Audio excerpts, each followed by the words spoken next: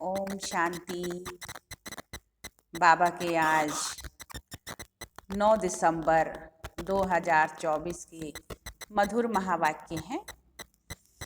बाबा ने कहा, मीठे बच्चे, विनाश के पहले सबको बाप का परिचय देना है। धारणा कर दूसरों को समझाओ, तब ऊंच पद मिल सकेगा। विनाश के पहले सबको बाप का परिचय देना है। बाबा कहते कोई भी आत्मा रह नहीं जाए, उल्हना ना दे कि हमको तो मालूम ही नहीं पड़ा कि भगवान आए और हमको मालूम ही नहीं पड़ा। इसलिए बाबा कहते हैं सबको बाप का परिचय देना है। धारणा कर दूसरों को समझाओ, तब ऊंच पद मिल सकेगा। आज का प्रश्न है, राजयोगी स्टूडेंट्स को बाप का डायरेक्शन क्या है? बाबा कहते हैं तुम्हें डायरेक्शन है कि एक बाप का बनकर फिर औरों से दिल नहीं लगानी है। प्रतिज्ञा कर फिर पतित नहीं बनना है। तुम ऐसा संपूर्ण पावन बन जाओ जो बाप और टीचर की याद स्वतः ही निरंतर बनी रहे। एक बाप से ही प्यार करो, उसे ही याद करो, तो तुम्हें बहुत ताकत मिलती रहेगी। परमात्मा की याद में इतनी ताकत है कि जो उसको याद करने से हम आत्माएं भी शक्तिशाली बन जाती हैं। तो बाबा कहते हैं तुम याद करो तो तुम्हें याद से ताकत मिलेगी। धारणा के लिए मुख्य सार है। पहली पॉइंट है, ये खेल बड़ा मजे का बना हुआ है। ड्रामा का जो खेल है, बाबा कहते हैं खेल बड़ा मजे का बना हुआ है। इसमें सुख और दुख का पाठ नोंधा हुआ है, इसलिए रोने पीटने की बात नहीं।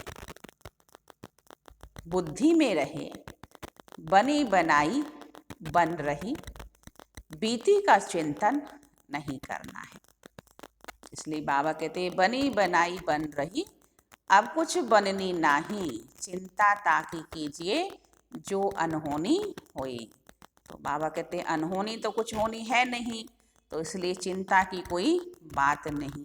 तो बीती का चिंतन नहीं करना है, सदैव परमात्मा चिंतन स्वचिंतन करना है।